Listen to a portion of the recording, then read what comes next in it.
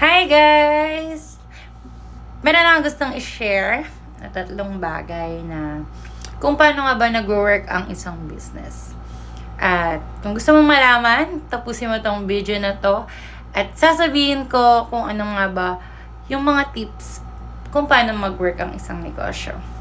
At by the way, ako nga pala si Elwa at isa akong small business owner at meron na akong experience sa pagnenegosyo. Kaya yung mga tips na to is based on my experience.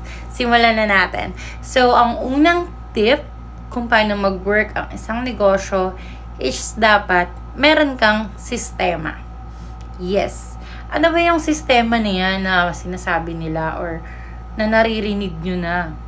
Yung system na sinasabi is kapag kailangan may negosyo ka is kung paano mo patatakbuhin yung negosyo.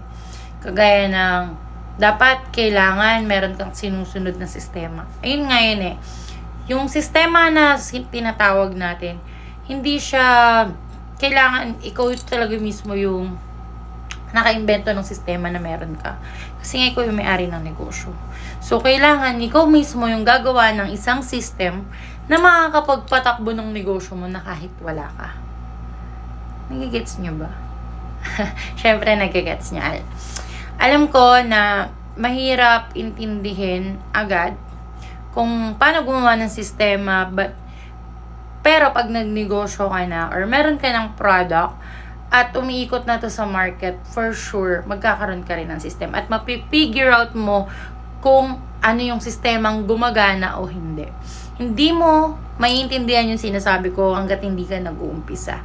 Kaya kailangan mag-umpisa ka lang magnegosyo. And then, that's the only time na malalaman mo kung ano yung sistema na gumagana at hindi. At yun yung pwede mong i-apply na sistema sa negosyong meron ka. Okay? Ang pangalawang tip ay dapat meron kang production. Kung service ang ginagawa mong negosyo, of course, dapat meron kang mga tao na nagsiservisyo sa mga customer mo. Pangalawa, kung product naman ang ino-offer mo sa market, kailangan meron kang tao pa din ang tutulong sa'yo para ma-produce ang mga produkto mo or ma-deliver ang mga product mo. So, kailangan meron kang tao dun sa negosyo na meron ka. Or kung wala pa talaga, ikaw muna or kayo muna mag-partner ang dapat tauhan ng negosyo nyo. So, umpisa lang naman na yung lahat ng time mo dapat muna sa business. Kasi pag nag-i-start ka, syempre wala ka pang pampasahod.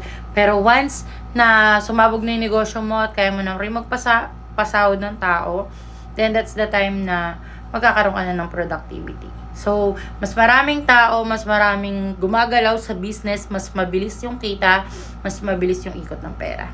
Kaya dapat merong production. At pangatlong tip is dapat, of course, may customer ka. Ang sistema sa isang negosyo ay dapat talaga, importante ay customer. Bakit? Kasi patay ang negosyo kung wala itong customer. Dapat meron ka laging customer. Kung wala man, dapat ikaw yung gagawa ng paraan or magmamarket ng items mo. Kailangan gumawa. Kaya kung maririnig nyo sa mga negosyante na may marketing team sila, may sila kasi kailangan nila yun. Kailangan nila maging strategic na isang negosyante para mapayag nila sa social media, sa online na may ganong klase ng negosyo or nag-exist yung negosyo na yun. Okay? So, kailangan una ulit, meron kang sistema. Pangalawa, meron kang production team or meron kang tao. At pangatlo, meron ka dapat customer. Yun ang lagi. Huwag nyo kakalimutan, guys. Because ang paggawa ng negosyo, gagawa ka ng negosyo, may customer, gagawa ka ng may customer. Dapat ganun.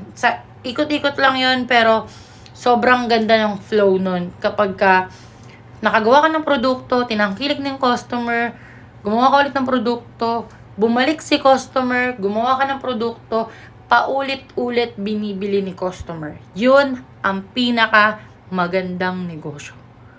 So, doon pa lang magkakaroon ka na ng idea na ano ba yung binibili ng customer? Ano ba yung paulit-ulit binibili ng customer? Then, that's the time na yun yung pwede mong inegosyo. Gets? Kaya kung natuto ka, i-like mo naman itong video na to, i-share, at i-follow mo na rin ako at sumali ka sa FB group ko na 24/7 Tambayan Group. At magtanong ka lang doon about sa business, kung gusto mo na magnegosyo, kung empleyado ka, gusto mo magtanong kung paano mag-umpisa magnegosyo, sasagutin kita. Magme-message ako sa iyo or magko-comment ako dun sa comment mo. So, ayun lang guys. Lagi niyong tatandaan, basta may pangarap, kayang magtagumpay. Maraming salamat at see you tayo sa next vlog. See you guys! Thank you sa panonood.